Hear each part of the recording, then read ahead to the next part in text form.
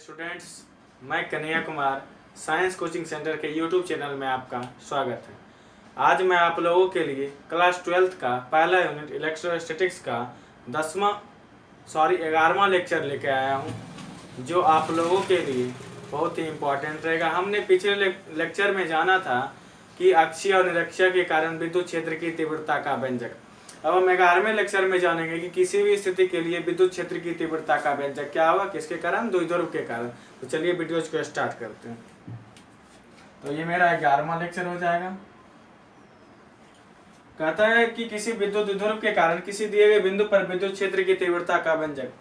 तीसरा केस मेरा तीसरा स्थिति है, किसी भी स्थिति के लिए, मतलब बिंदु ऐसा होगा ना ही जो अक्षीय में होगा ना ही निरक्षीय में होगा, मतलब इधर उधर कहीं होगा। तो जैसे फिगर में समझिए कि द्विध्रुव के कारण क्या रहा है, तो मानते हैं ये भी एक विद्युत द्विध्रुव बनाते हैं। माना कि ये भी एक क्या है, विद्युत द्विध्रुव है।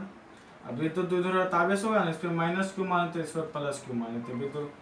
अब कहीं ना कहीं द्विध्रुव के अंदर विद्युत द्विध्रुव है, तो यहाँ से यहाँ तक की लंबाई L और यहाँ से यहाँ तक की भी लंबाई दूरी L, तो पूरा दूरी 2L।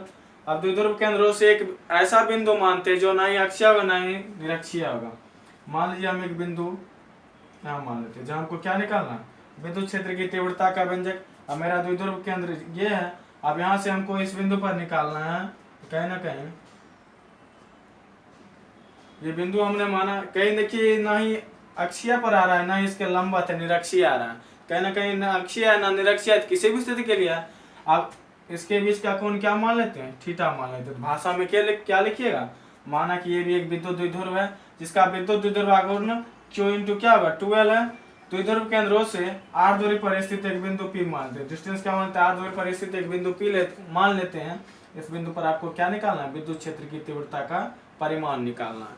तो आप जानते हैं विद्युत क्षेत्र की तीव्रता का जो परिमाण निकालना है तो कैसे निकालिएगा। तो देखिए यहाँ पर कि तत्काल हम यहाँ क्या करते हैं, आप जानते हैं कि विद्युत द्विध्रुव आघूर्ण की दिशा क्या होती है। तो आपको लिखाया गया था कि विद्युत द्विध्रुव आघूर्ण की दिशा ऋण आवेश से धन आवेश की ओर होती है। यहाँ ऋण है, यहाँ धन है, मतलब कहीं ना कहीं आघूर्ण की दिशा मेरा क्या होगा, इधर होगा। पी की दिशा जो होगी मेरी इधर होगी।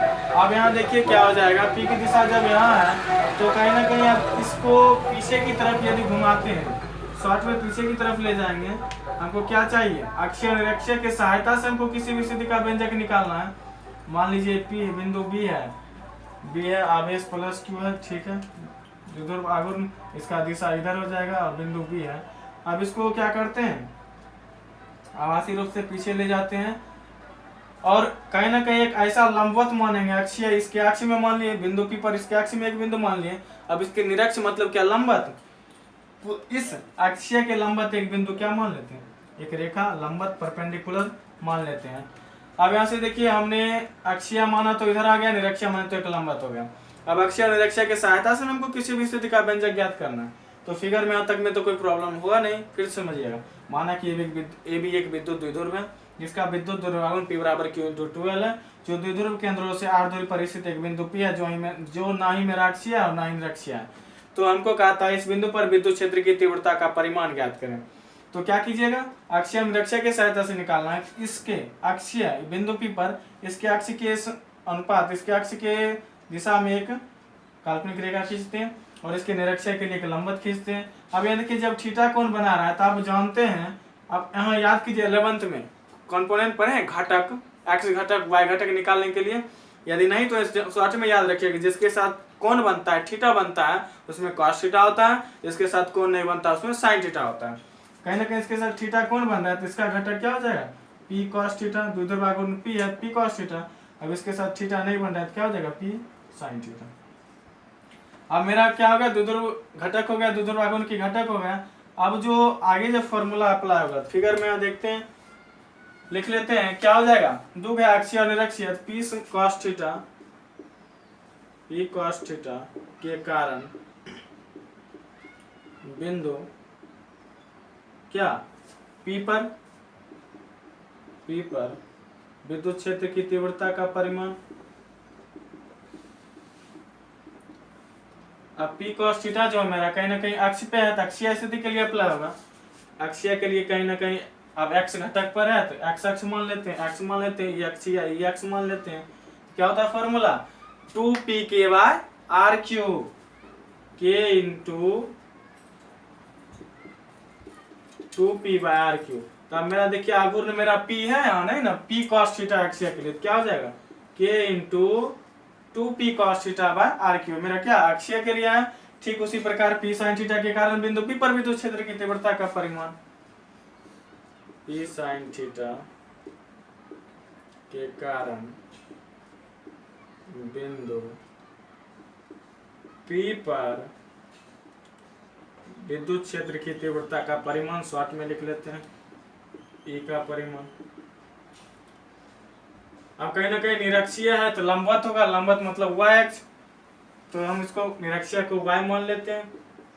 ये y इक्वल टू क्या हो जाएगा k इंटू p/r3 होता है। तब यहाँ देखिए दूर आगुन में केवल p है ना, p sin थीटा है तो k इंटू p sin थीटा/r3। अब याद कीजिए रिजल्टेंट फोर्सेस क्या होता है, कुल फोर्स निकालने का फॉर्मूला निरक्षीय में बतलाए हैं कि मॉडुलस ऑफ a का स्क्वायर प्लस b का square plus 2 modulus of a into b into cos theta. ठीक उसी पर अब थीटा हमको कौन चाहिए, किसके बीच, अक्षीय और निरक्षीय, मतलब a और b, यहाँ a भी है तब यहाँ अक्षीय और निरक्षीय के बीच में फॉर्मूला अप्लाई कीजिएगा। अक्षीय और निरक्षीय के बीच हमको थीटा चाहिए, कौन चाहिए, तो देखिए थीटा कैसे निकालेंगे। अब यहाँ देखिए फिगर के अनुसार चलते हैं तो डायरेक्शन पर डिपेंड करते हैं। अब देखिए इसमें विद्युत आघूर्ण की दिशा क्या होगी, ऋण आवेश से धन आवेश की ओर। याद रखिए अक्षीय स्थिति में क्या होता है, विद्युत आघूर्ण की दिशा विद्युत क्षेत्र की दिशा में होता है। कहीं ना कहीं विद्युत क्षेत्र की दिशा इधर है, आघूर्ण की दिशा इधर है, तो विद्युत क्षेत्र की दिशा भी क्या होगा, इधर होगा। ये अक्षीय स्थिति के लिए मान लेते हैं। यहाँ पर अक्षीय के लिए हमने क्या माना था, ई एक्स माने तो ई एक्स ले लेते हैं। अब इसके बाद देखिए क्या निरक्षीय के लिए चाहिए, ये मेरा बिंदु P, यहाँ से निरक्षीय के लिए दिशा चाहिए। तो निरक्षीय आप जानते हैं विद्युत आघूर्ण की दिशा ऋण आवेश से धन आवेश की ओर होती है, निरक्षीय इसके लंबवत है। तो विद्युत क्षेत्र की तीव्रता निरक्षीय स्थिति में जो होती है तो विद्युत आघूर्ण के ठीक विपरीत दिशा में, अब इधर जा रहा है तो इसकी दिशा विपरीत दिशा में इधर होगा, इधर, तो क्या होगा, अब इधर जा रहा है दिशा इधर ना होगा, मतलब यहाँ से क्या हो जाए दिशा निरक्षीय स्थिति के लिए आघूर्ण की दिशा विद्युत क्षेत्र की दिशा क्या हो जाएगी, इधर हो जाएगी। निरक्षीय स्थिति को हमने क्या माना, ई वाई माना, ई वाई। अब कहीं ना कहीं देखिए लंबवत है, इसके बीच का कोण कितना 90 डिग्री, मतलब थीटा बराबर 90 डिग्री हो गया। ई एक्स और ई वाई है। अब ये देखिए हम दोनों के बीच का कोण भी मालूम है तो कहीं ना कहीं आप अप्लाई कर सकते हैं रिजल्टेंट फोर्सेज बराबर, यहाँ तक लिख लिए होंगे, फिगर भी समझ गए होंगे कहीं ना कहीं। तब हम इस भाषा को मिटाते हैं या आगे देखिए हम बिंदु P पर कुल विद्युत क्षेत्र की तीव्रता का परिमाण, बिंदु P पर टोटल परिमाण निकालना। टोटल परिमाण क्या हो जाएगा, ई टोटल बराबर मॉडुलस ऑफ ई अक्षीय मतलब x प्लस ई निरक्षीय मतलब ई y। अब फॉर्मूला अप्लाई कीजिएगा तो रूट अंडर क्या हो जाएगा, ई अक्षीय का स्क्वायर प्लस 2 नहीं ई निरक्षीय का स्क्वायर प्लस 2 इंटू ई अक्षीय मतलब ई एक्स इंटू ई निरक्षीय इंटू कॉस थीटा, जहाँ थीटा क्या अप्लाई कीजिएगा 90 डिग्री और कॉस 90 डिग्री का मान 0, मतलब यहाँ तक का वैल्यू कितना 0 हो जाएगा। आगे देखिए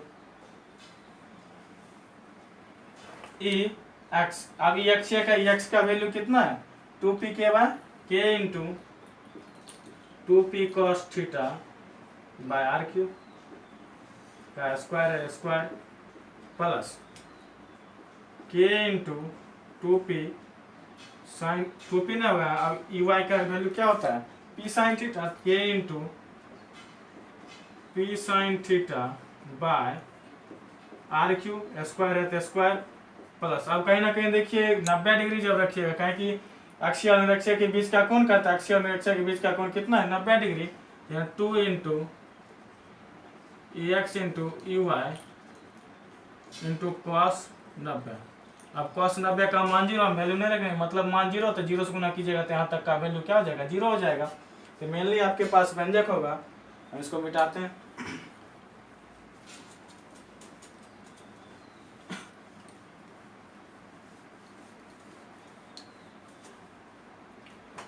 मेनली व्यंजक आया रूट अंडर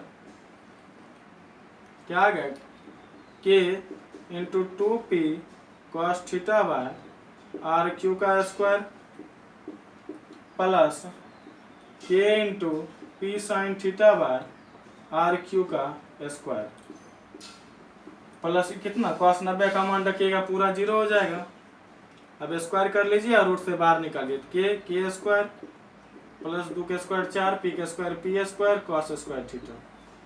इसके बाद देखिए आर क्यू का स्क्वायर प्लस के square P square sine square theta बटे आर क्यू का स्क्वायर। अब देखिए कहीं ना कहीं दोनों में कॉमन कुछ है, तो कॉमन क्या है, कॉमन निकालने की कोशिश करते हैं।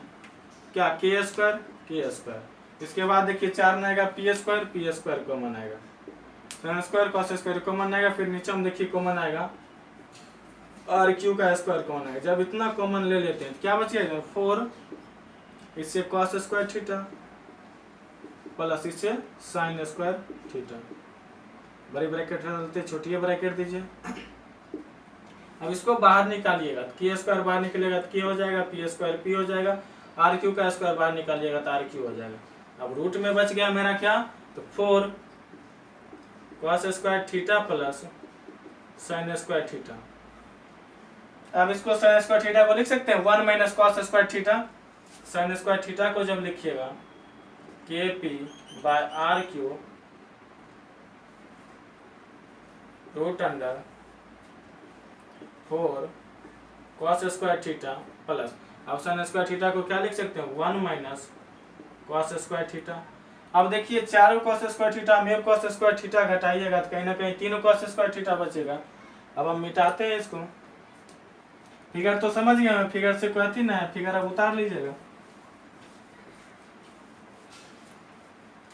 तो मेनली हमारे पास व्यंजक होगा कि k p k into p by r cube root under, अब देखिए 4 कॉस स्क्वायर थीटा में कॉस स्क्वायर थीटा गया 3 cos square theta, 3 cos square theta plus कितना 1। मेनली आपके पास व्यंजक आया ये total equal to k into p by r cube root under 1 plus 3 cos square theta. ये आपका किसी भी स्थिति के लिए विद्युत क्षेत्र की तीव्रता का व्यंजक है और ये आपका काफी इंपॉर्टेंट रहेगा। मान लीजिए अब इसमें आप किसी भी स्थिति के लिए तो अक्षीय के लिए जब अक्ष पे होगा कहीं ना कहीं थीटा इक्वल टू 0 रखेंगे तो अक्षीय का व्यंजक आना चाहिए, 90 रखेंगे तो निरक्षीय का व्यंजक आना चाहिए थीटा का मान में। तो देखते हैं आगे आता है कि नहीं आता है। तो मेनली यहाँ से किसी भी स्थिति का व्यंजक मेरे पास क्या है, याद रखिएगा k p by r cube root under 1 plus 3 cos square theta. इसके बाद नोट पॉइंट में कुछ जानते हैं, तो नोट पॉइंट में याद रखिएगा पहला नोट पॉइंट है मेरे सामने, इसको अच्छी तरह से नोट कर लीजिए।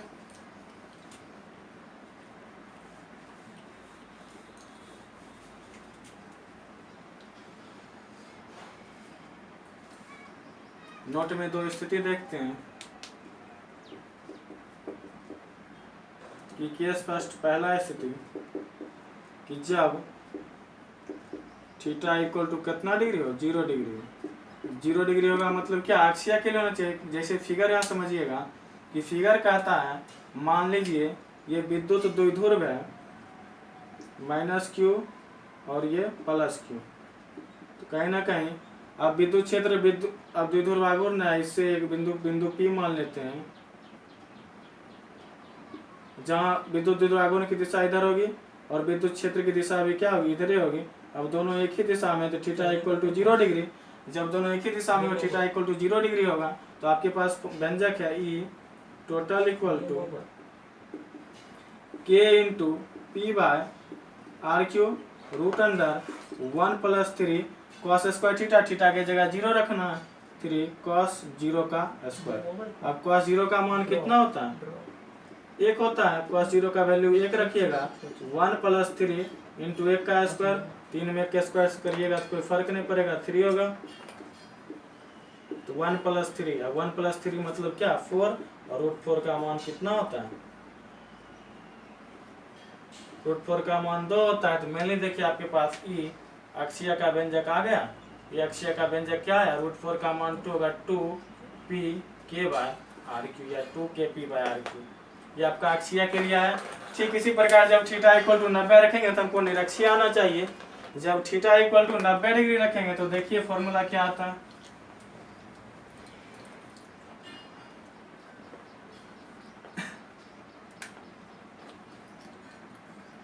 दूसरा स्थिति याद रखिएगा, केस सेकेंड, निरक्षीय मतलब क्या, लंबवत डिग्री, लंबवत होना चाहिए। जब थीटा इक्वल टू 90 डिग्री हो, 90 डिग्री कहने का मतलब क्या, जब द्विध्रुव आघूर्ण की दिशा इधर और विद्युत क्षेत्र की दिशा दोनों एक दूसरे के लंबवत हो, तो क्या हो जाएगा। फॉर्मूला आप जानते हैं, आप तुरंत फॉर्मूला देखें कि ई टोटल बराबर, किसी भी स्थिति के लिए क्या फॉर्मूला आया था, K into p by r cube root under 1 plus 3 cos square theta. अब ये फॉर्मूला जब आया था तो आपको क्या रखना, K into p by r cube root under 1 plus 3। अब cos थीटा की जगह क्या रखिएगा, 90, cos 90 का स्क्वायर हो जाएगा। और cos 90 का मान कितना होता है, कहीं ना कहीं आप लोग जानते होंगे, 0 होता है। 3 इंटू 0, तो 0 क्या कीजिएगा, 0 गुना कीजिएगा, 0 ही ना होगा। तो मैंने देखिए के पी बाय आर क्यू, अब एक जोड़िएगा पूरा एक है, रूट 1 का मान कितना, 1, तो मैंने आ गया k into p by r cube. किसके लिए, तो निरक्षीय स्थिति के लिए व्यंजक है। ये था आपका नोट में 2 पॉइंट, याद रखिएगा, काफी इंपॉर्टेंट रहेगा कि जब अक्षीय और निरक्षीय का व्यंजक भूल जाए तो किसी भी स्थिति के लिए, किसी भी स्थिति में थीटा इक्वल टू 0 डिग्री मान रखने पर अक्षीय का वैल्यू प्राप्त कर सकते हैं और थीटा इक्वल टू 90 डिग्री रखने पर निरक्षीय का वैल्यू प्राप्त कर सकते हैं।